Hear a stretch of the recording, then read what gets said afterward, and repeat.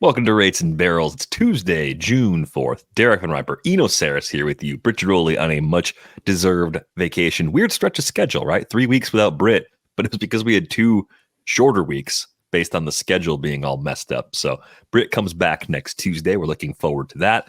If you're watching us on YouTube, smash the like button. If you're not watching us on YouTube, subscribe to the YouTube channel. Good things happening there all the time. And, of course, join our Discord. The link to do that is in the show description. Eno, how's it going for you on this Tuesday? All right, but it was sobering news this morning. It's just sad.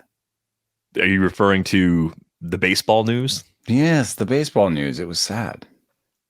I knew yesterday, on Monday afternoon, I saw on Twitter, I was just getting the episode up for yesterday, Tucupita Marcano was trending on Twitter. And my brain went through the possible scenarios, and none of them were good. There's just no good scenario for Tucupita Marcano. Even if he's being called up, he's not trending on Twitter for being called up. No, I mean, like, if the only positive scenario I could come up with was he like hits for the cycle or something, former game or something. Like, yeah, something really over the top that would get everybody in the sports world to amplify it. And, of course, the news is that Tucupita Marcano has received a lifetime ban for betting on baseball. You don't want to be the answer to a trivia question. He's been able to achieve that. Looking at the details of the report, Marcano placed 387 baseball bets. 231 of them were on major league games. And that was between the window that started October 16th of 2022 through November 1st of 2023. Total was more than $150,000. According to the league, 25 bets were made on the Pirates while he was on the roster, though he was on the IL with a season-ending knee injury at the time. The league also says Marcano bet almost exclusively on the outcome of games and lost all of his parlay bets involving the Pirates, winning just 4.3% of his MLB-related bets. That almost seems hard to do unless it was mostly parlays, by the way. I guess that's part of the explanation. Hard to lose 96% of your bets. Yeah, unless you're making very poor bets. I know. And I mean, that was one of the things that stuck out for me in the report was, I mean, it was in baseball's own self-interest to point out that these people didn't make a lot of money off of these bets and that they hadn't affected the structural integrity of the game and that they weren't passing on insider information. But I also read it from the other angle, which is, God, man, the house always wins. These guys lost a bunch of money. They thought they had insider knowledge on just at least the level of who's hurt and who's not and who's playing, on the level of like who's playing good, like I know I see this guy, he's raking, I came away with the house always wins. These guys all lost except for Michael Kelly, who made $20 on $99 of investment. So he bet $100 and came away with 120. That was the other takeaway for me was, oh my God, I feel so badly for these players. And I know they broke a rule. It is one of the oldest rules in baseball and is the big one not to bet. And I don't actually feel as bad for Tucupita Marcano because he went all in with $200,000 worth of betting and, and bet on his own team and broke Rule 21, which is the big one that everyone knows, the Pete Rose rule. But I do feel a little bad for the other guys because they were all in the minor leagues. They all bet beer money. I mean, $200, $100, $400 for these guys in the minor leagues. And it's just kind of tragic because they have so much more on the line with their own careers.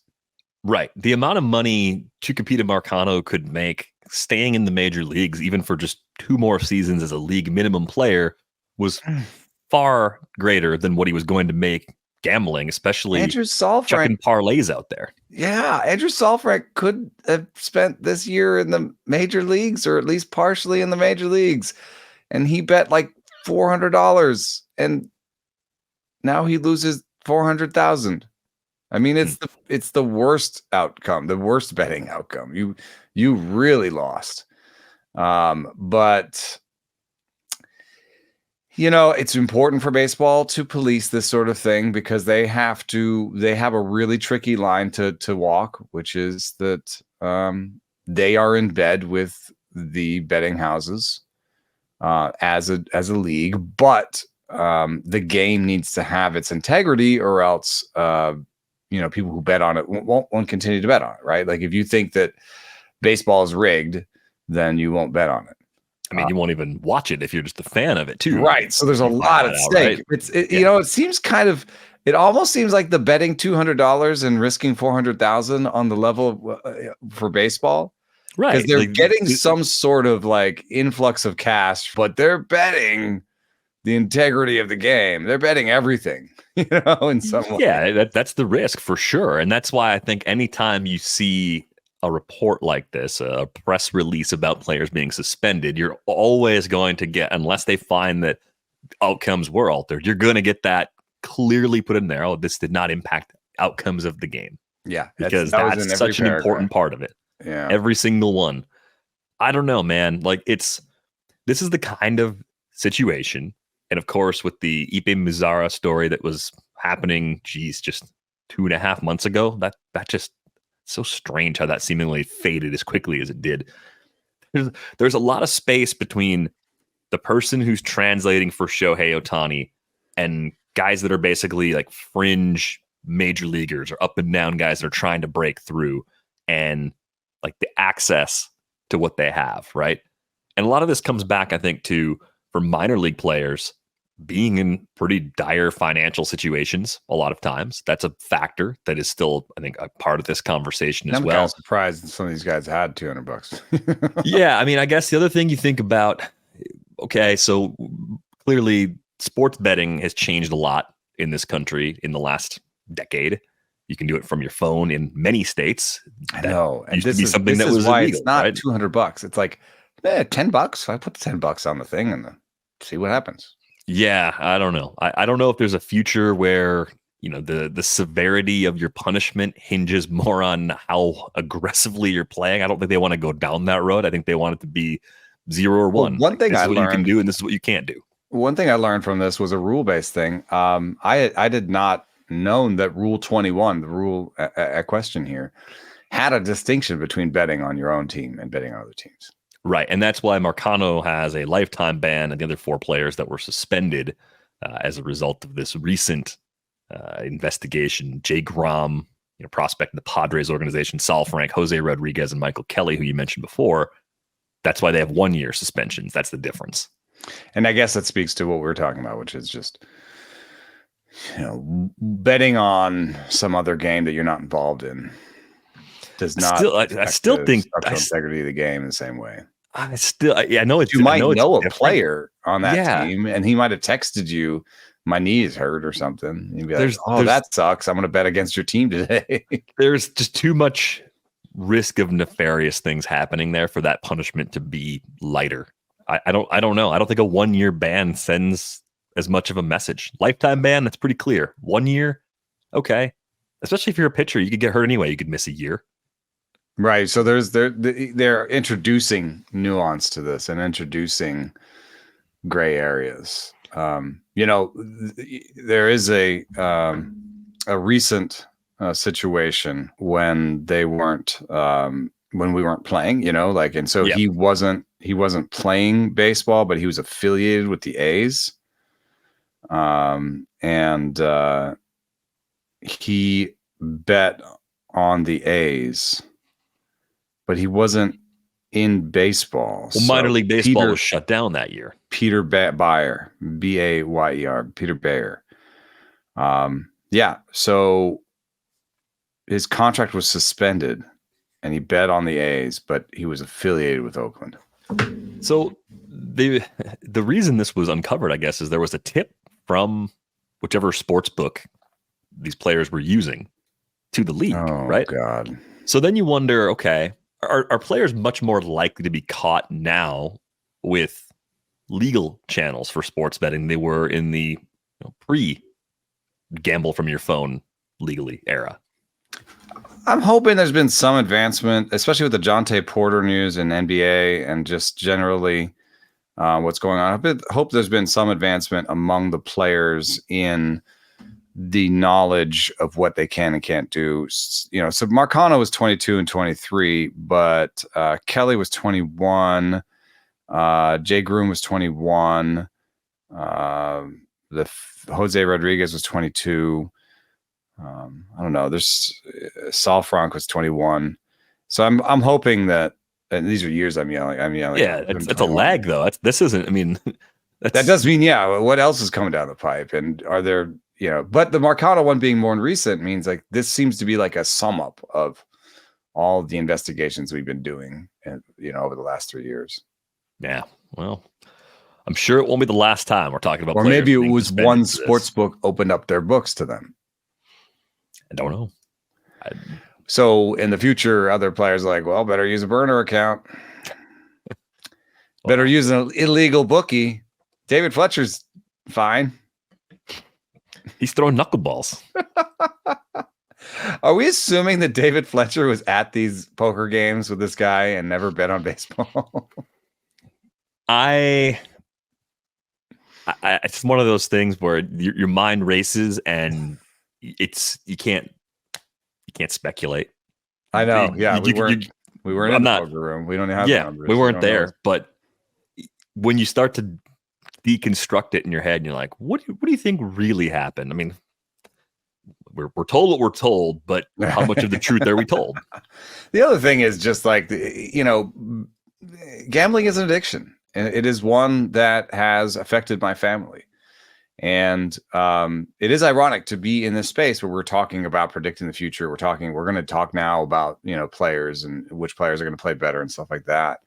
And I think we are as a society struggling with some of these gray area lines where, so my grandfather kind of gambled the family money away, and my grandmother left him in the 50s. This is a big deal in our family. So my father did bet on baseball, but he gave himself very stringent rules. I'm gambling this amount of money. So if I lose it, it doesn't affect my life. It's a small amount. I know that I might just lose it all. So therefore I will go in open eyes and not risk anything that affects my family. And me being sort of third removed from this was, I want something for my money. Like, I don't like gambling in Vegas because I've sat down and blown like $500 in like 45 minutes. And it's just like, that sucks in terms of like money in, time spent enjoying it, and money out. You know what I mean? Like, that's a really bad investment. And so fantasy for me, the line has been a little bit about that. How quickly, and this is literally what the governments are having trouble with this, because some places fantasy for money is allowed, but gambling's not allowed. Every state is like trying to figure out what's allowed and what's not. And I do think that one way that I've cleared it with myself is not only if I lose every dime that I invest in fantasy this year, it will not affect my family. That is one thing that I would recommend to everybody who does this sort of thing. And then two, the time in versus time out. Like, when I put the money in and when it comes out, in between is enjoyment, right?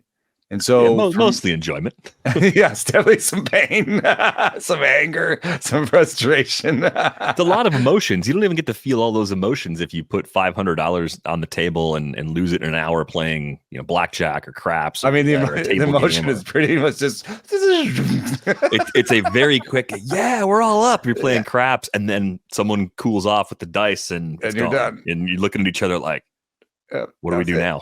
Yeah. And so, in fantasy sports, the one thing I do like about it is if we do pay for aspects of it, like, we're getting 6 months out of it, and I think there are lines to be drawn. I will say that gambling is an addiction, and we have hotlines, and people should be aware of that going in, and that is the sober part of this, because that could be part of the story with these guys. It could be, and I think it was clearly part of the story with Ipe. Like you could. Oh, you could that was where it's really up in the legal documents. It was strewn out there. It was classic addiction. Yeah, and I don't think generally I don't see a lot of sympathy for addicts, at least in social media circles. Well, there's very little sympathy for these guys today. I just thought I was sad, and there's a lot of people being like, "I broke the rules." I would love to be the people that are out there just constantly going brimstone and fire. Like they must live some very pious lives. They must never screw up anything. Like I would love to be more like them. Instead, I just feel super sad for Michael Kelly today. $99 worth of bets like 3 years ago. Bad judgment, God. bad decision that cost him a lot more Probably than for like should have. It's like a week. For a week. Maybe he was sad. Maybe his girlfriend left him. Maybe just found out he was bored. Just got bored, stayed in for a night, watched a few games, fired off a few bets. I don't know. Like there's such a wide range of problem behavior versus generally harmless seems a little behavior. bit closer to problem behavior. I mean, that's hundreds of thousands of dollars again, and yeah, absolutely. So you're in the big leagues, dude. Like you gotta stop once you get there. Right. So I don't know. That's the story in baseball today. Not about baseball, which, geez, every sport has these moments where the story shifts away from the fun stuff that's happening, and it's generally brutal, grinding through it to varying degrees, of course. That's true. So we move on today. We're going to focus on the biggest shifts in hitter performance. This is inspired by a mailbag question in our Discord where people generally talk a lot about April at the end of the month and say, this is the first month. These are the biggest risers. Then it doesn't really happen again, which is true because we love the first month for some reason. You and I have talked about our memories. Our memories work a certain way too. Yeah, it's the newness. It's a new season. It's like ripping open a pack of baseball cards. You have that same kind of feeling. Oh, what's changed? What's changed? But then we don't do the same exercise April to May, May to June. And really, you can see different shifts, but also I think it helps you understand the shape of a season. Even a very good season is going to have a bad month in it more often than not, or at least a month that's not as good as the others, right? 6 months in a season, one of them has to be your worst month. Players are not straight line performers. They are up and down. They are waves time and time again. So I wonder, this might be actually a good time for me to interject really quickly. I did what you're talking about right now. I kind of looked through the shape of some of the excellent years last year. Yeah. And so I just took I took younger players because they tend to be a little bit more volatile. Right? So I took players under 25. I just took a random sampling of their seasonal splits, and we remember Gunnar Henderson, right? Like we remember how he started out below average, and kind of March and April and May had like a 200 batting average, and then he went off in the second half. That has this sort of linear quality to it where he just built, but there are players that kind of went up and down. So I looked at Spencer Steer, and Steer had this interesting year where he was league average in March and April, through the roof in May and June. So you went from a 98 WRC plus to a 147, 144, right? 66 in July, 108 in August, 136 in September. So he was kind of more up and down than I remember at all. I have Bobby Witt Jr., 73 WRC plus in April, 157 and 170 in July and August. So he was really built on a couple of hot months. And then, we also have these stories of guys. What I did have a hard time finding was somebody that was really up and down month to month, but Michael Harris, 37 WRC plus in April, 47 in May, 167 in June, 112 in July. He kind of had a little up and down. And then one piece of advice I have is that these things aren't very predictive in a sort of in this like way that we want them to be, the way that the story that reads the story. So I'm going to read you a story. It's Bo Bichette. And this one might be surprising or not. I don't know. Bo Bichette last year, 139 in March, 158 in May, 100 in June, 138 in July, 65 in August, 98 in September. Could we have seen what happened with Bo Bichette this year? No.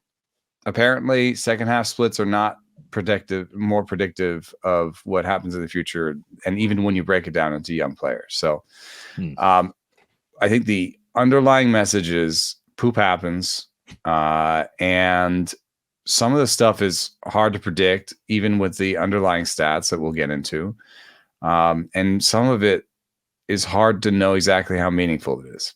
Now that's a kind of a weird, sobering message at the beginning of a segment, but you don't know if you've got Michael Harris or Bo Bichette or Spencer Steer on your hands. I think you're just trying to figure it out. I think you're just trying to understand what might be causing players to fluctuate as much as they do. And for me, the first thought is the free swinging players, the guys that strike out a lot, would be more susceptible to running hot and cold. It doesn't mean that just because they were cold, they're going to bounce back, but it gives you some sort of explanation as to, what's actually going wrong. I would say that, especially looking at April numbers, if you're looking at rookies, that's generally going to be a low point in a rookie season. Things usually go up from there. Even if you're still going to have one or two other months where you're still below average, you're probably not as bad in the last 5 months at any point than you were in the first month of the year, because that's when you're making the biggest adjustments. You're seeing top level pitching for the first time.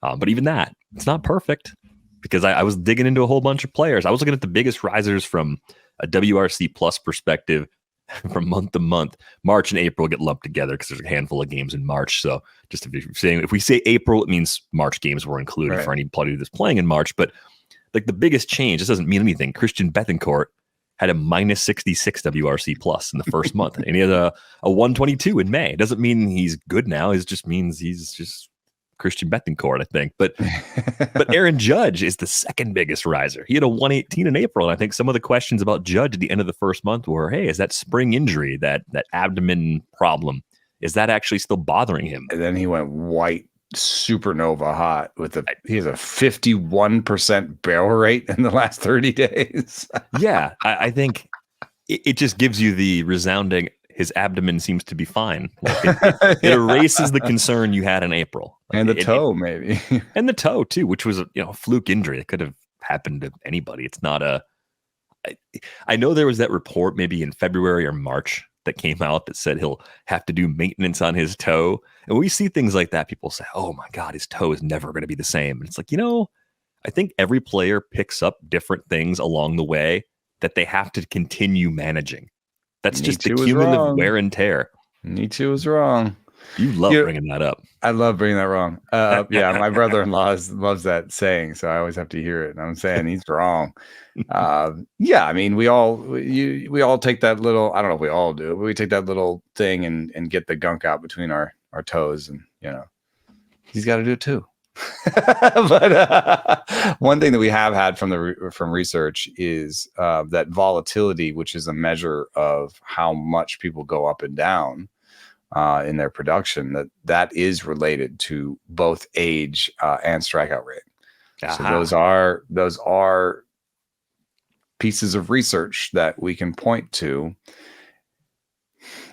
But volatility is interesting because we see with Judges, sometimes it can be good. It can be amazing. It can be historically great production for a month. I mean, it can be, or you could even get a whole year of it. Like if you think about it, Ronald Acuna Jr. is pretty volatile. Like not only injury based, but just what he's done on the field has been pretty up and down. And the up was one of the best seasons of all time. I mean, Judge had the 52 homer season all the way back in 2017. He popped 62 2 years ago in 2022, and he's on pace for something kind of in between that total right now after what he just did in May. And now he's in a 3-year run with a barrel rate above 25%. I don't know if we'll ever see that again. Yeah. That is unbelievable in terms of contact quality. And yeah, I mean, he's 32, so you're a little worried about durability just because of how big he is and some of the stuff he's had. But I think people were quick to throw a worse durability grade on Judge than he probably deserved. I think in a weird way, there's a lesson here for us with Elly De La Cruz. Okay. Well, Elly De La Cruz was on my notable faller side just from April to May WRC plus. He lost almost 100 points of WRC plus between the 2 months. It's true, but he had a season he had a month with 170 WRC plus. He showed us how it can look when it's amazing. And I'm not doing this to protect my victory lap or anything. I fully expected there to actually be weeks like this. But what I'm saying is that,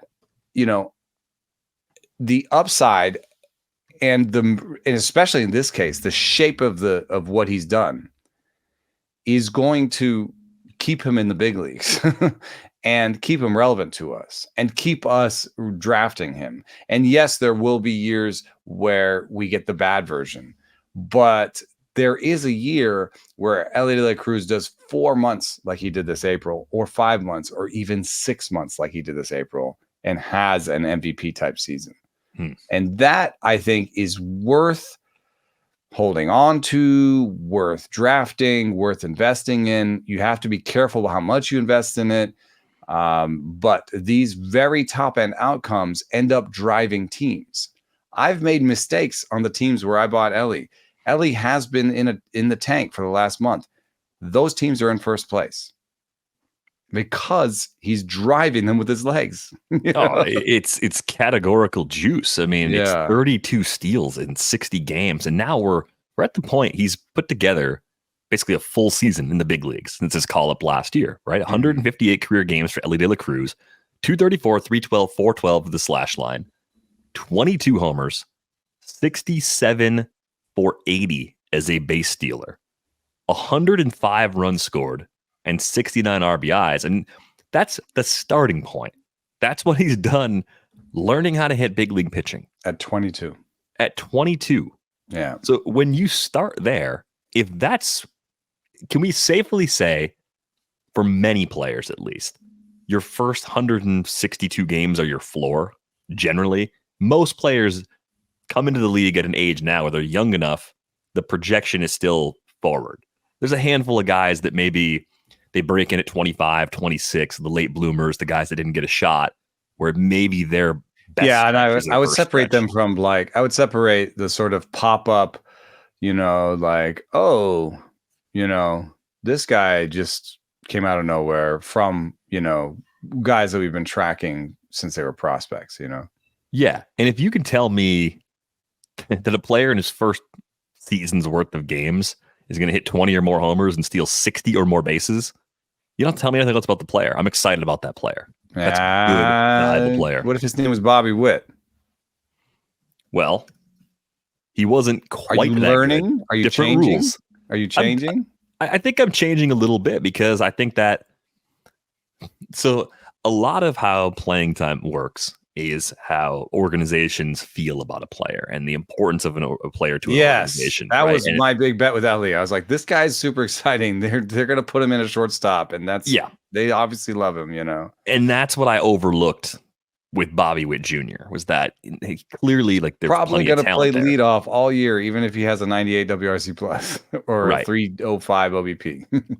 Yeah, and his first season ended up being 2022 was all just put together. It was a 2030 season. I should have been more excited about that. And somewhat similar to Elly, right? Where it was near league average with the WRC plus. Right. And if you give him the current stolen base rules, I think we'd reasonably say Very 10 similar. to 15 more bags would have been there at least. And Elly's got a 312 OBP compared to a 294. So Elly's first year in the league was even better by OBP and power speed than Witt's, and Witt's turned out to be maybe a 1-1 pick for us in 2025.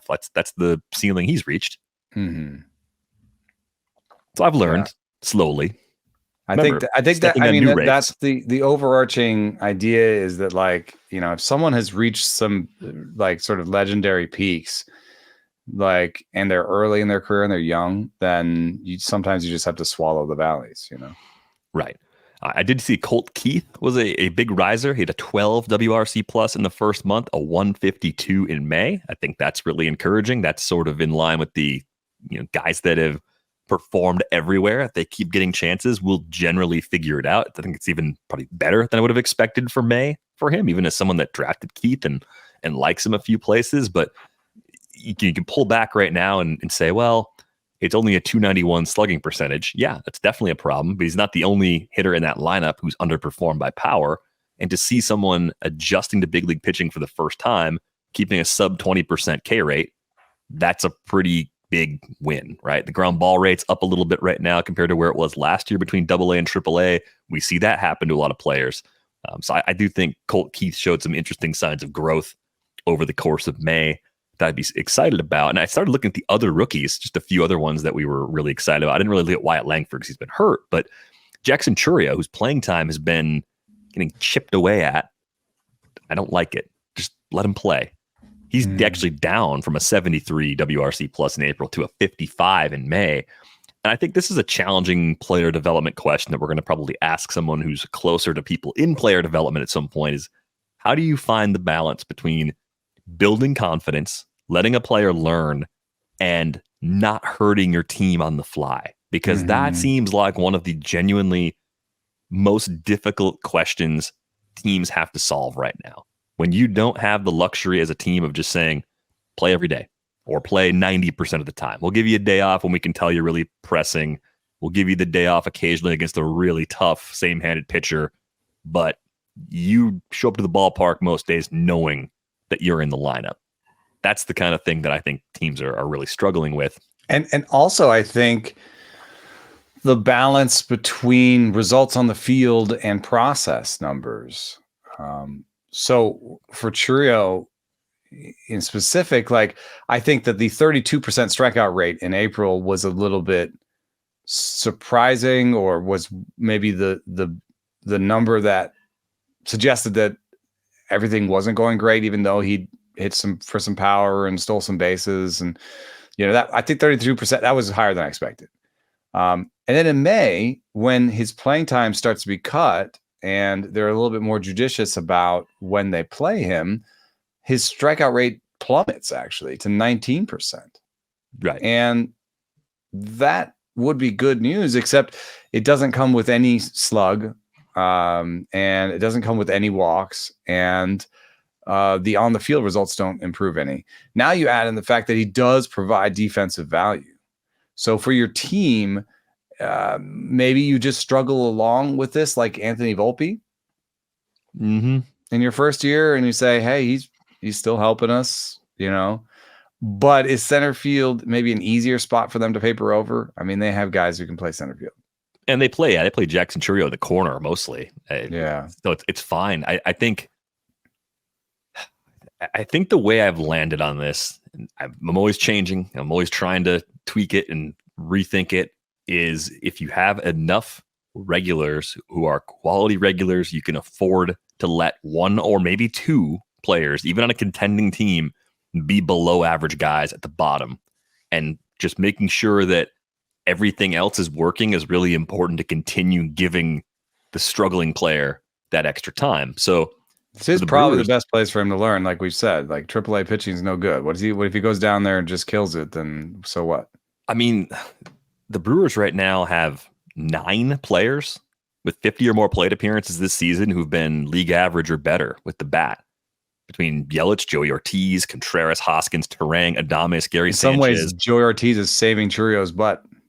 Right. Because if Joey Ortiz or Bryce Terang were hitting like bad Jackson Churio, then you'd have a bigger problem. Yeah. But if those guys cool off, if they get closer to league average and Churio in the second half hits more like an above average guy, it all kind of balances out. So I just think it's almost like it's not even in his hands right now. There's other stuff they need from other players, and they're getting it. And that's kept the door open for at least this semi-regular role, as opposed to that demotion to AAA. But I have the same question you do. It's like, when you send him back to AAA, what's he going to learn down there? If the problems are big league pitching, let him learn. And the only thing that he can get down there that he can't get up here is maybe confidence. Right. So I guess on some level, you're watching the body language, you're watching the player, and you're trying to gauge their confidence. But we also know from Trevor May that, like, no one ever wants to get sent down. That could So you're decimate. never going to ask Jackson and be like, yeah, okay, I'll go down there. And no, he wants to show he can do it at the major leagues. He thinks that tomorrow he's going to wake up and hit 2 homers. I think the other rookie that kind of caught my eye, I mean, Jackson Merrill's down a little bit from a 105 to a 93. But he's actually a safe rookie, Jackson Merrill. I think he was a safe rookie all along. It's always going to be around league average. He's never going to be that much worse. He's going to put balls in play. He's going to be fine. Do you think Mason Wynn actually falls in that group? Because he's been pretty consistent through 2 months. It's not, it's not a power heavy skill set so far. It's only 2 homers in 53 games, but a sub 20% K rate. He's their 3rd best hitter by WRC plus. He's drawing some walks. You'll take a 346 OBP from a shortstop getting his first full season in the big leagues. Yeah, and what is his true talent? Batting average on balls in play with that speed, and he definitely sprays it. He hits it all around the field. Yeah, I think there's still more raw power for him to tap into over time. I think so. We saw a 110 EV last year in AAA. He hasn't hit that since. So if he gets to 110, I still think he could be like a 10, 15 homer guy. But right now it's pretty exciting actually. I don't know. It's good. It's kind of Tommy Edmondy in a weird way. It's fine. You can play plus defense at short, and you're going to do that offensively. I'd be actually kind of interested to where he goes next year. What if he finishes the year with like 8 homers and, I don't know, 19 stolen bases and a 285 average? I think people are going to be pretty excited about him. I think you have to remember, so we're talking shape of the season too. Think about CJ Abrams last year, right? Where the overall slash line, and that was in his rookie season, but it was his first full season. 245, 300, 412. Okay. That's sort of like a young player finding his way. 18 homers, 47 steals. Yep, we're excited about that. That was a 3rd round ADP this draft season for Abrams.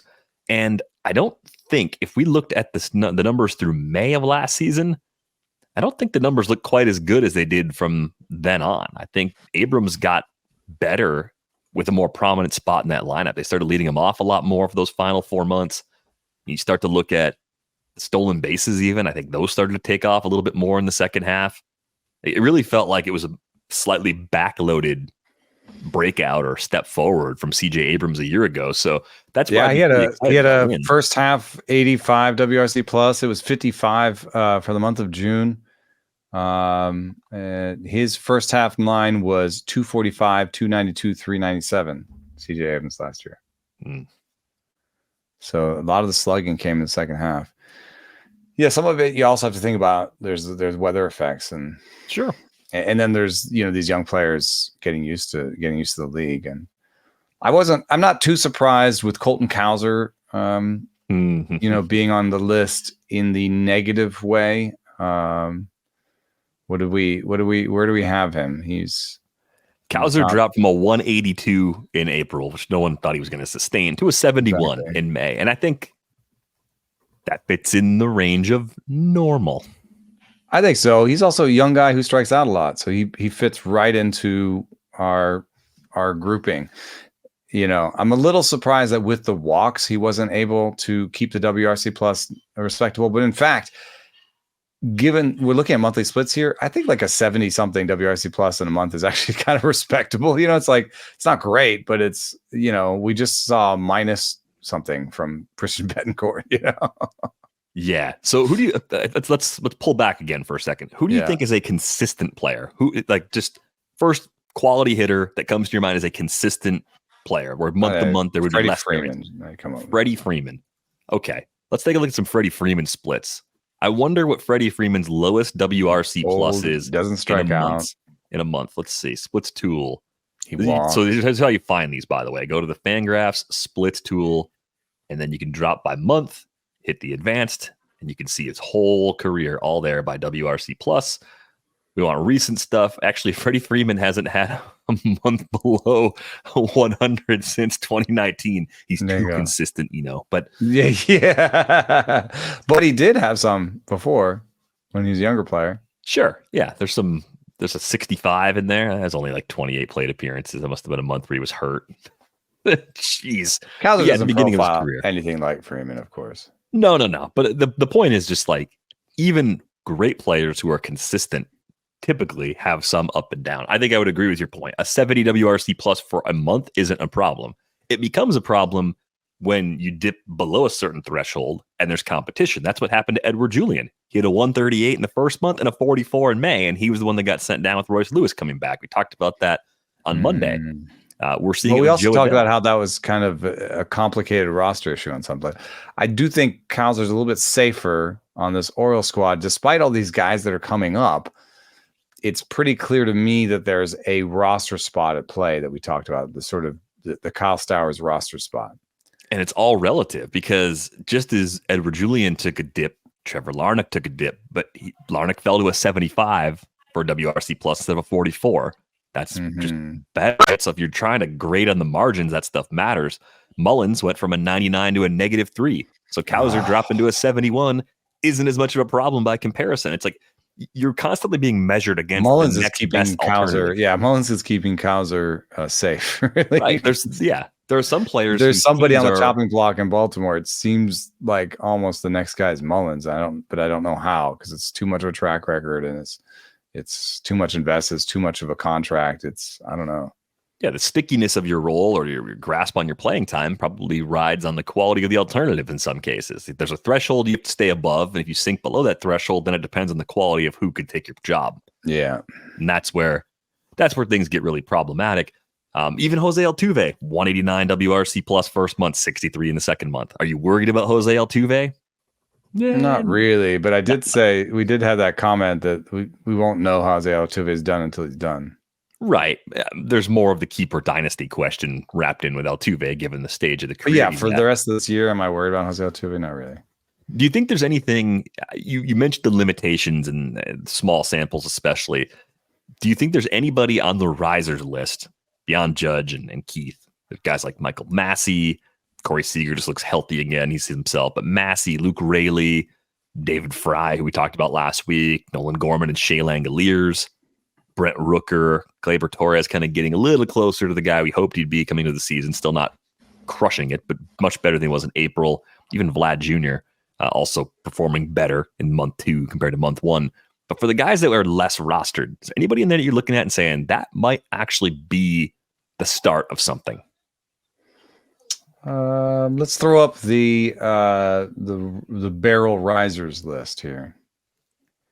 So I've color coded here the barrel risers. That's where you can see that Aaron Judge has a 51% barrel rate in the last month compared to a 12.7% barrel rate in April. That makes him the biggest riser. O'Neal Cruz, Corey Seager, Nolan Gorman is white hot. Everyone who follows the Cardinals knows all about that. He's got a bunch of homers this week. Ryan Jeffers. So Nelson Velasquez, I think, counts as what you're saying. Andrew Vaughn counts as what you're saying. Wilyer Abreu, I think, is solidifying his spot as somebody who's not going to lose his job this year. Runs more than we expected. He's a better player than a lot of people expected. It's just a really solid player. If he's available in a 12 or 10 teamer, like Wilyer Abreu is probably a pickup. Vinny Pasquantino is getting back to where we thought he would be. But to really, I think JJ Bleday is somebody that sticks out as someone who's still widely available that I'm starting to believe in him. I've talked to him a fair amount about what he's doing. And, the big thing is he's one of these guys that has a hole at the top of the zone. And so last year he swung a lot at that and developed the ability to put that ball in play weekly, foul it off, just put a bat on it. And I think this year he's less excited to do so. but knows he can do that. And so he's focusing on his strengths, which are driving belt high pitches and lower, right? And by focusing on his strength, he's got the best max EV of his career, second best barrel rate of his career. He's hitting more fly balls than he did last year. He's striking out less. I mean, it just seems like it's all coming together other than the speed, I guess. But I could see him spending the rest of the year hitting 240 and ending the year with, like 22 homers. It's not super exciting in a lot of leagues, but it's useful in a lot of leagues too. Yeah, I'm with you. I think JJ Bleday does have enough things he does well where he's going to keep getting those opportunities. Interesting that Nolan Gorman pops there since he was popping by results too. The thing that's just not changing that much, I was looking at the rolling graph for his strikeout rate. Nolan Gorman's still striking out a lot, and I've wondered for a long time if he could crack it and be kind of another Austin Riley, and so far the answer is still no. I think he's the poster boy for volatility. Yeah. Young guy who strikes out a lot, and he's just going to go white hot at times. The problem, from a fantasy perspective or DFS or any of these things is just, picking when the white hot moment starts and when it begins. This is why shallow leagues are impossible for me. Yeah. Like a 10-team league is hard because I'm so wired to say, we're playing for the whole season. I trust the projection. I trust that a volatile player is going to do what he's supposed to do over the course of the year. I don't know when to sit him. I don't know when to start him. I've had trouble with that even in a 15-team league where you got good middle infield depth. Gorman maybe has a couple lefties on the schedule for a week. You say, all right, this might not be the week where he goes completely off, and he's on your bench and he hammers a couple 2-homer games against the righties, and you miss out. I'm having a hard time with it. My son is in a 6-team league. That's right. Yeah, the 6-team league. And I'm looking at it like, I don't know. Like, he has Randy Arozarena on his team. It's just, you can't drop him. But it's a 6-team league. Maybe you can. I don't know. Yeah. My biases are all just like, oh, you can't drop him, and so it's been difficult. I've basically counseled him to consider the schedule. So it's a head-to-head league. Oh yeah. So, yeah. I think you do lean more heavily into the schedule. And so he's like, he's trying to get as many, he's trying to put 2 start pitchers in. And, right now, this week, he's trying for the first time like a sort of soft reliever punt because they have 2 RP slots. So he's put Garrett Crochet in one of the reliever spots, and he's just hoping, if I get 1 or 2 saves, and maybe I can stay in saves and win my other stuff. So he's playing around with the different things you can do. One thing that I think is different is that the replacement level is so high for pitchers, especially in a 6-team league, that I think he just picked up Justin Verlander as a 2-starter just because of 2 starts, So if that's true, then you should be thinking about the different strategies you can employ because your replacement level is so high. Yeah, I think the thing that I've always been frustrated by is I've wanted there to be a community-driven baseball game where you could use any players you want in weekly increments. And, once you use a player, you just can't use them for the rest of the season. The idea for me started with football, where it makes 10 times more sense because you can play the matchups and usage is a little easier to project on a week-to-week basis. I think it would be so frustrating from a baseball perspective, trying to time it right.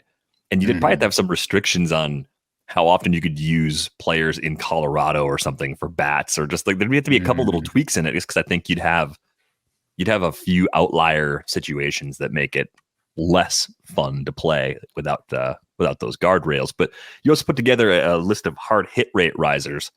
Probably some overlap on those names. I'm seeing Andrew Vaughn on both lists. There's Langolier, so I kind of mentioned in passing. Corbin Carroll's inching ahead, but he's one of the few. Corbin Carroll and Abraham Torra are one of the few that are notable hard hit risers, but yet their new hard hit rates are still below league average. Yeah, I mean, you see kind of a good step for Bo Bichette. You see it for Paul Goldschmidt, Josh Naylor. I saw some questions about him in the Discord. He's been a little quiet lately, but underlying numbers still look okay, at least. I mean, there's some really good news on here for Vladimir Guerrero Jr., Randy Arozarena, Bo Bichette, Paul Goldschmidt. I do think those guys will turn it around. I think notable absence here is Nolan Arenado, who I've kind of said that I'm more excited about Paul Goldschmidt's rest of the season than Nolan Arenado. So that's some really good news for some veterans there. And O'Neal Cruz showing up on both the barrel risers and the hard hit risers has got to make people who have invested in O'Neal Cruz feel better. I don't know. There's not really a low rostered player on here that is super actionable, except that maybe Toro and Jared Triolo. They're kind of similar in that they're considered to have okay hit tools, but they also aren't that exciting players across the board. And Triolo strikes out a little bit more than you expect. And this does suggest that maybe he'll continue to play even as it gets a little bit more crowded in Pittsburgh as guys come up. So maybe Triolo, maybe Leody Taveras is on the cut line for a lot of different leagues. And I think that the thing about Leody Taveras is that you look up at the end of the season and you'll have hit 275 with like 18 homers and 18 steals. And it'll obviously count as a valuable outfielder in all fantasy leagues. But everybody who considered picking him up or dropping him will be like, how did he get there? I picked him up. I wanted to pick him up and drop him like 8 million times this year. Yeah, I think I had some disappointment in myself that I dropped Leody Taveras like 3 or 4 weeks ago. And I looked at his numbers again recently. I was like, I'm all right. Yeah, but it's unnecessary concern. But yeah, he's it's better and it's usable. I've held on to him, and I've had the opposite where I was like I've held on to him. Was it worth it? I'm like, I don't know. It's fun game we play when those types of situations come up. He's projected to finish the year hitting 250 with 13 homers and 15 stolen base or 18 stolen bases. Exactly what I said. It's kind of borderline, but there's good numbers that he's improved his hard hit rate at least. So I was trying to take a look also at the initial projections from the Bad X for hitters and compare that to performance so far to get a better sense of the shape of a season and just see like, okay, who's way over, who's way under. Do we believe they're going to bounce back to rest of season numbers? I do think the important thing to remember when you're looking at performance to this point in the season, I think it was Steve Jazul who pointed out on our live stream last Friday, May was the least productive May for hitters in the last 10 years, right? If you're comparing May to past Mays, right? It speaks to some of the, the weather, cool temperatures, different things we've talked about. So this environment has a drag recorder on their site. And I was looking at it and it doesn't look that different from last year. That's pretty weird because the OPS for the league is the lowest it's been in a season since 1989 right now. We'll see if that holds up to the warm summer months. So keep when you start to look at WRC pluses, you'll see like a 115 or a 120 and you look at the slash line underneath it and go, wait a minute, what? And usually it's high OBP, low slug. That's typically what you're going to see. And even like a 350 OBP is good. So it's just getting used to the way the numbers work right now. Still difficult, even when you stare at them on a daily basis. But who do you think some of the bigger overperformers are? I don't know if you actually opened the sheet before the show or not. If you did, you could spare me, but I didn't. Okay, so biggest overperformers by WRC plus. Their projections. Yeah, and let's try to hit on some of the fantasy relevant guys, because there's some guys that became waiver wire pickups that nobody was thinking about drafting in a 12-team league back in March. But there's a handful of guys. First example is Jordan Westberg. I don't know. Westberg is a great call. He's 51 points above his projected WRC plus for the season. He's got a sub 20% K rate. He's popped 8 homers. He's stolen 5 bases. The run production's there. Yeah, Jordan Westberg looks like, to me, like a solid breakout player this year. Yeah, there's an interesting piece over at the pitcher list about how the paradox of Jordan Westberg and how he has a higher swinging strike rate than you'd expect, or a higher whiff rate than you'd expect for somebody with a 19% strikeout rate. And in fact, has increased his whiff rate this year from last year and decreased his strikeout rate. But I think we've talked about that phenomenon a little bit on this podcast, where we've talked about my favorite example from a lot of different areas is Josh Hamilton, how he did not actually have huge strikeout rates for given how bad his whiff rates were, and given how bad his chase rates were. If you kind of don't look at the very end of his career, but look at the peak of his career, he had 17% strikeout rates, 18% strikeout rates, with 14% swing strike rates. And what he was doing was he was so aggressive that he made contact before he struck out. It probably wouldn't have been great for him to have a 12% walk rate, because then he would have had a 30% strikeout rate, and so I think a little bit of what Westberg is doing is just saying, hey, it plays my level of contact ability plays, better if I'm aggressive. I get to my power better when I'm aggressive. And I don't know if it will be in his best interest to fold back the walk rates that he had in the minor leagues. So that'll be kind of fascinating to watch as he goes forward. And if he does go in the tank this year and kind of regress to where his projections were, I think strikeout rate is a big part of why that'll be. Yeah, the rest of the season projections point to low 20s for the K rate, like 22, 23% for the most part is what you're going to see. And basically splitting the difference between what he's done so far this year, what he did last year when he was debuting. It's still a pretty good player. I mean, a dozen homers, a half dozen steals, good run production because of the lineup he's in, and an average is probably better than at least the median average that your team's currently putting up. So yeah, Westberg made that list. He's one of the bigger fantasy relevant guys that's exceeded all year. I think we apologized to one of these players on an episode recently. Salvador Perez. Oh. He's in there as a massive overachiever. And I think Sal's kind of like a pitcher version of a hitter version of the pitchers we talked about on the Monday show, where you'd say, like, what do you do when you have a player, he's not going to sustain this, but is anyone really buying more than the projection on Sal for the rest of the season? And especially in like keeper leagues, anybody buying a 34-year-old catcher? That just feels so much like a forced hold where you're like, you know what? I'm just going to see how long this lasts because this is working great. I did try to acquire him in my 12-team league from somebody who was not in the top half of the table, and I was surprised to be rebuffed.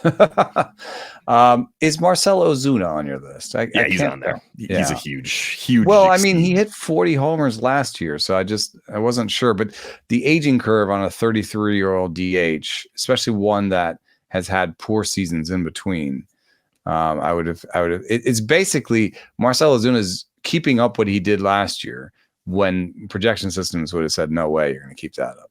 Yeah, and I would say projection systems for the rest of the season probably more optimistic on Ozuna than, say, Jordan Westberg because he's been good before, but still not going to tell you that 76% better than league average is real. He had a 114 projected by the Bat X going into the season. It's the same gap as Christian Yelich, and Yelich has only been healthy for 31 games, so that makes it even more noisy with him. But Yelich kind of nudging back towards MVP Yelich right now, right? You take a look at the production so far. That's Has a 30 really? homer. This is just a blind spot for me. I don't think I have any shares this year. It's a 30 homer, 40 steal pace. No. That's what What's he's up doing with right the now. power increase? Look at that. But the barrel rate's not up. The hard hit rate's up, but still hits the ball on the ground a lot. Barrel a little rate's bit not fewer up. ground balls than recent vintage. A little bit higher fly ball rate. Right. But still kind of looks like mostly the same Yelich. Yeah, the pace and the projections are way off. Like the Bat X says 10 more homers. Yeah. Constant source of enjoyment and frustration simultaneously for me. Someone that's like, I don't know if I believe he's MVP Yelich again, but he also might be healthier from like a back perspective. Maybe his back feels better now than it did the last couple of seasons. I think that might be part of Ozuna's thing too. It's just Health, like slightly better health than you might expect from someone his age, his size. Yeah, I'm guessing that Bryce Turing and Dixon Profar are more of the sort of waiver wire guys you're talking about. I will say, my son, because of his grandparents, follows the Padres a lot, and he keeps telling me that Jurickson Profar is good and that I'm wrong. Jurickson Profar has been good this year.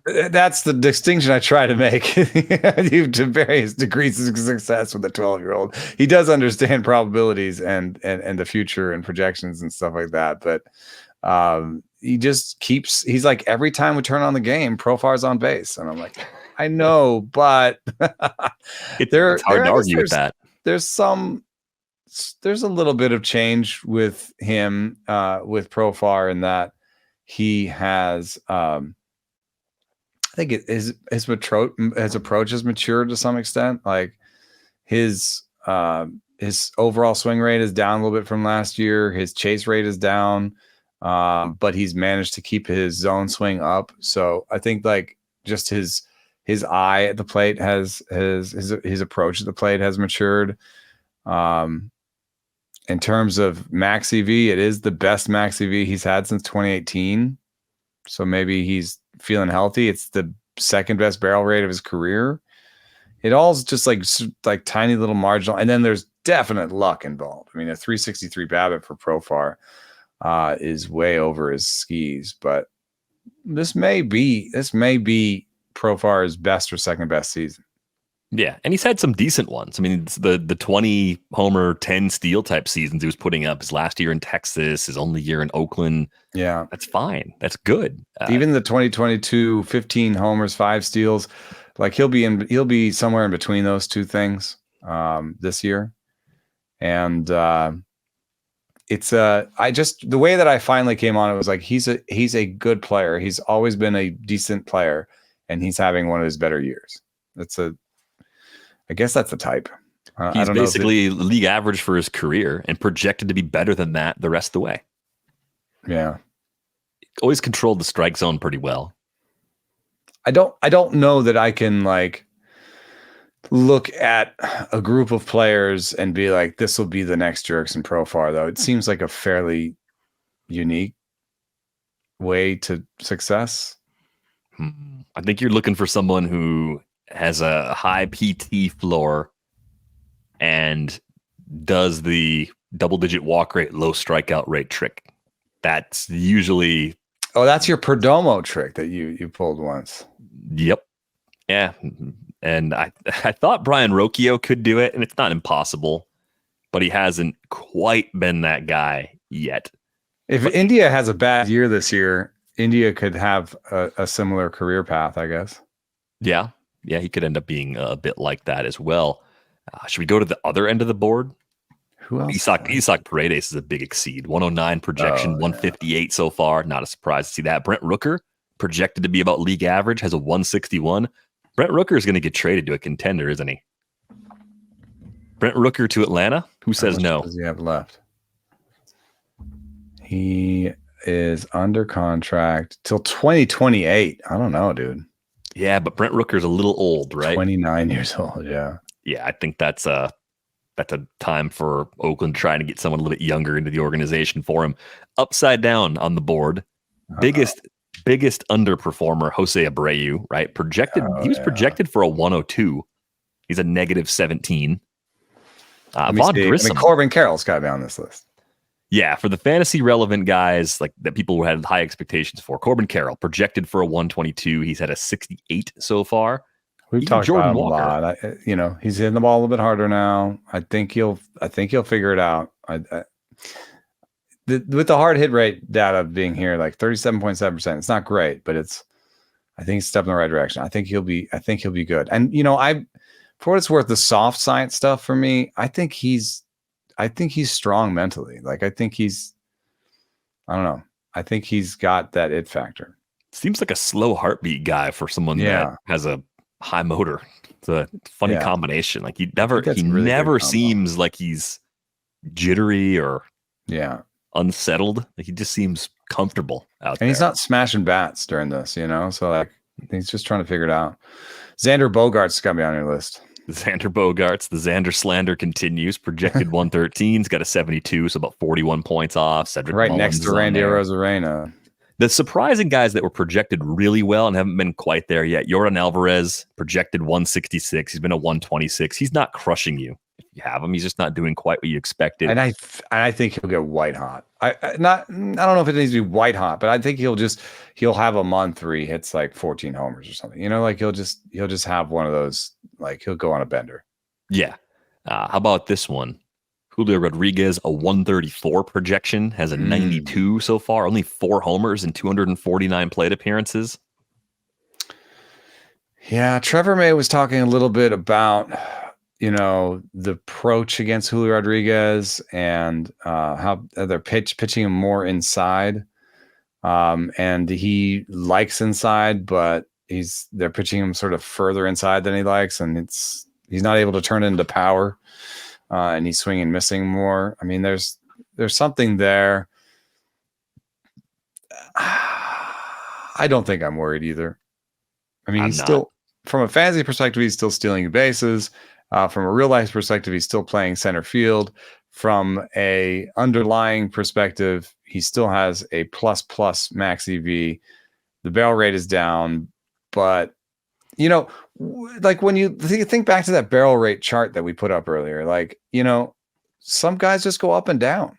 You know what I mean? Like Corey Seager, 9% barrel rate in April. That's not great for him, but it's okay. 25% in May, you know, this is Corey Seager, established baseline guy, you know? So I feel like, you know, you look back at this season for Julio Rodriguez, maybe what we're learning from that is that Julio Rodriguez is streakier than we thought. Yeah, because maybe a little streakier than a typical top 5 pick. Yeah, because you'll look back now at 2022, 2023, and 2024 and see more up and down than maybe you'd expect from someone with that much talent. You know, I also just noticed on that list, Vinny Pasquantino being up in barrel rate from April to May. A guy coming off a major injury like that, where timing and maybe just trusting the health of his shoulder. Yeah, that makes me feel like he's back. You know, that's encouraging to see, right? Maybe I'm fitting a narrative to the numbers a little bit, but I think if I had any reservations about Pasquantino coming off the first month of the season, those are quickly fading, seeing how much harder he was hitting the ball and how much more he was barreling it over the past month. Other notable names here that are significantly underperforming. Mike Glaber is down there, I'm sure. Not as bad as you think. He's a minus 29.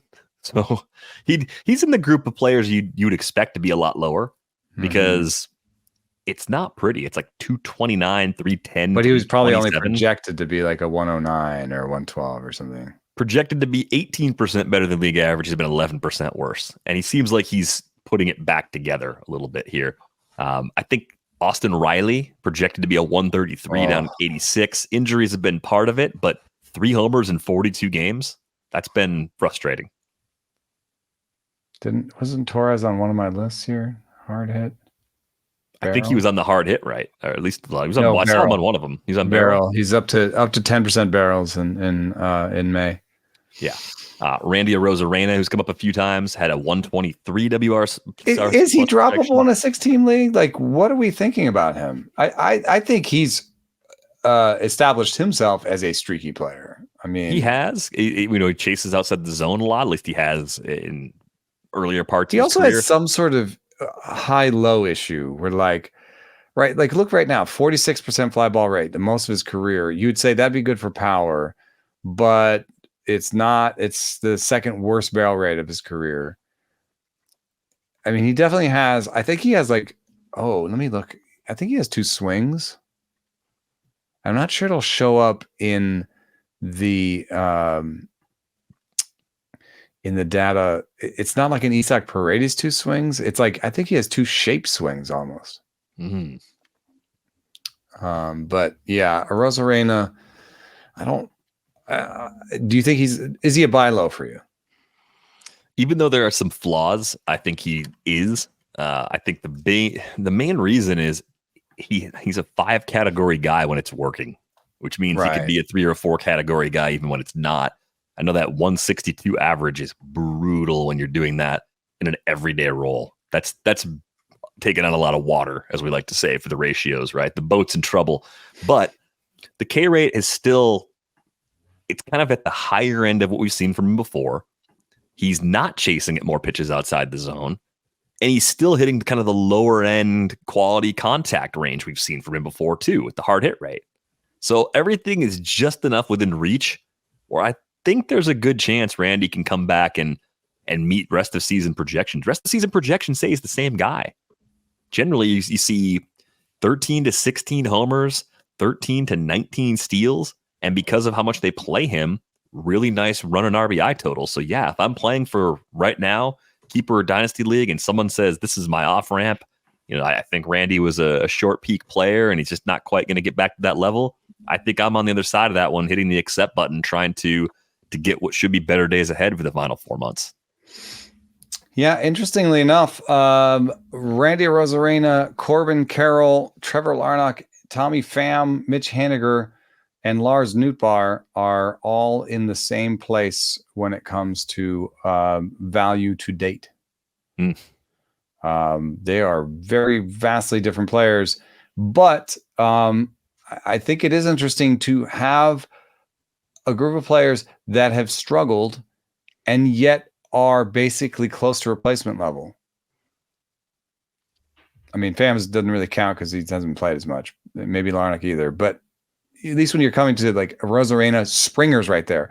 Arozarena, Springer, Corbin Carroll, Lars Nootbaar. These are guys that have struggled. Even Jorge Soler, they're all around replacement level, which means that even at their worst, you can stick them in your lineup. It's kind of like you said earlier, a 70 WRC plus in a bad month is respectable. It's not the end of the world, even for 2 months. That's where Randy Arozarena has lived so far.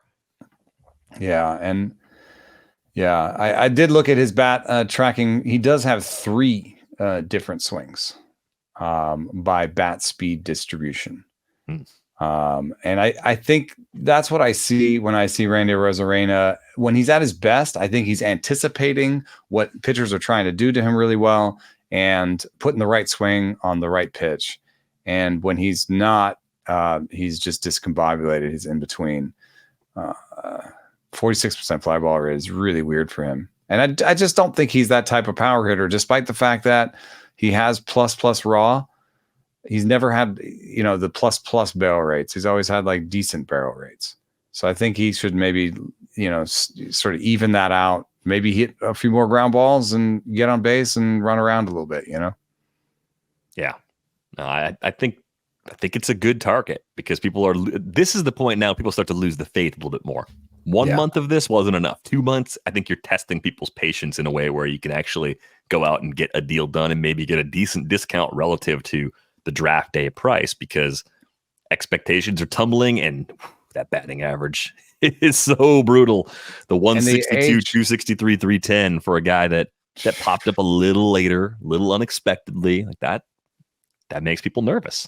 But at 29, like I think you are better off doing that than say a George Springer, who has to be another one of the ones that's bad against his preseason projections, but is 34. So of course you're much more worried, even though it's so strange to see, foot speed still there, walk and strikeout rates fine, but the ground ball rate being high and the raw power is just gone.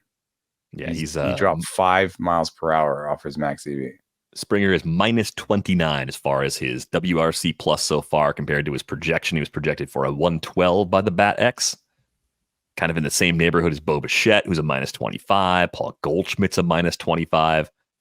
I think it's okay if you're minus 20, minus 25, and you were supposed to be well above average, like a Matt Olson or a Tatis, panic level pretty low. If you were supposed to be like 10% better than league average and you're running 20 to 25 under, then we have more questions like, is this the beginning of the end? Alex Bregman is in that category as well. He kind of looks like he's heating up right now, though, doesn't it? Yeah. You're just seeing those signs of life right now where if you were about to make a trade to move away from Alex Bregman, these last handful of games probably are making you hold on just a little bit longer.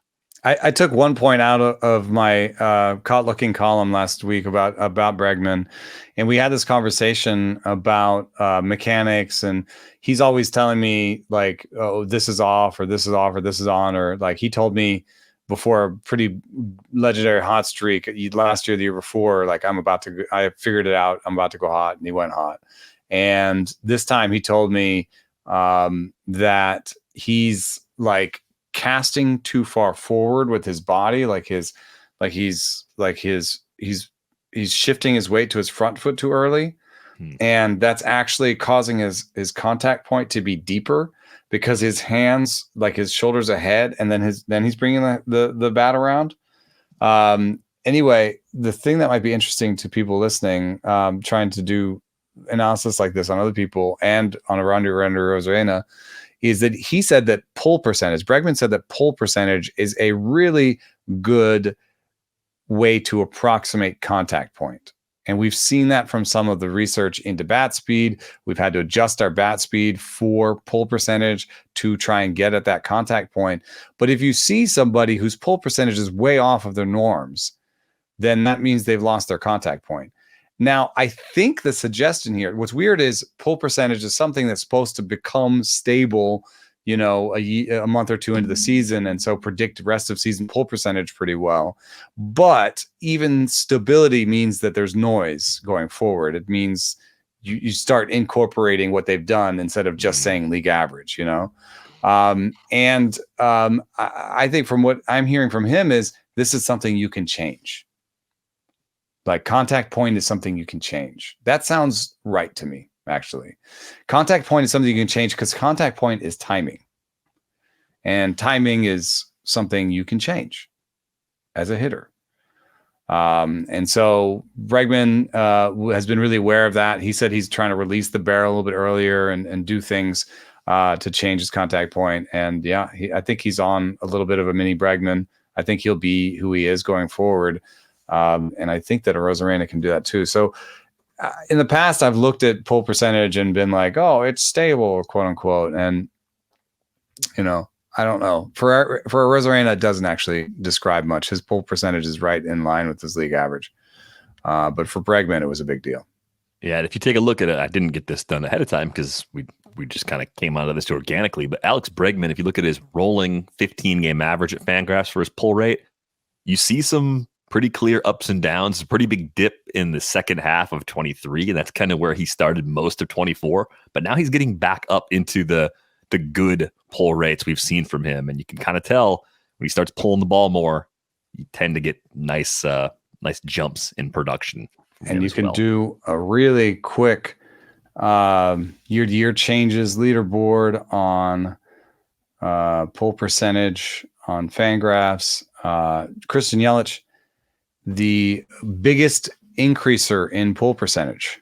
Mm-hmm. See, Yelich pulling the ball is always the thing that we're looking for, right? I mean, we're looking for a lot of players, but when he's pulling the ball, especially in the air, then things are clicking for him. Soto, Conforto, Rooker, Vierling, all on this list. Gunnar is even on this list.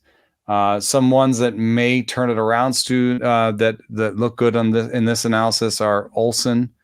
Bogarts was actually pulling the ball more. Maybe that was actually bad for his approach. I mean, he's always been kind of a spray it guy. Dalton Varsho somehow is pulling the ball more anyway. Not pulling the ball as much. Anthony Volpe is the largest decreaser. I think in his case, we could see that maybe his contact point was too out in far out in front because he doesn't have great raw power. And so he was just getting a lot of strikeouts for it. Mookie Betts, huge decrease in pull percentage. Lane Thomas, maybe Lane Thomas won't get the power back. Andrew Vaughn, how could you pull the ball less? I don't know. He's on this list. Julio Rodriguez, Chas McCormick, Bobby Witt Jr., Ozzie Albies. So it's not something that is Gleyber Torres is on this list. It's not something that's obviously bad, but I do think for people that want to pull for power hitters, that might be where Xander Bogaerts is not necessarily a power hitter, but I think for power hitters, you want to pull the ball. I think if you drafted Lane Thomas expecting all of last year's power to stick, you were setting yourself up to be disappointed. But what's been amazing so far, most people drafted him for some legs, I think. Yeah, they drafted for maybe almost like a discounted Randy Arozarena profile from a roto perspective. Like, give me a little bit of everything and a ton of playing time. And other than the injury, I think that's been like completely sound logic. Like, he's got derailed by that knee injury. He's 15 for 16. Lane Thomas is in 30 games so far. That's running. No Jesse Winker. I mean, I'll take it. You're gonna cut my home run total maybe in half for the season, but you're gonna double up on steals. Okay, yeah. That'll work. We'll make the adjustment for that. So Yeah, Lane Thomas might be someone I'd actually trade for right now. If I couldn't get Randy Arozarena, I wanted a similar player. Lane Thomas. There you go. Especially if speed's the area of weakness. Which Yeah, is the just case don't bet for a on the couple power, teams. maybe. Yeah, bet a little less on the power. 10 to 12 the rest of the way for homers, but a lot more speed seems possible. Long episode today. Hopefully everyone enjoyed it. A lot of players. A lot of players to cover and unexpected news up top. What can you do? TheAthletic.com/rates and barrels. Get a subscription if you don't have one already. Find Eno on Twitter at EnoSaris. Find me at Derek and Riper. Find the pod at Rates and Barrels. As we said up top, join the Discord. The link is in the show description. That's going to do it for this episode of Rates and Barrels. We're back with you on Thursday. Thanks for listening.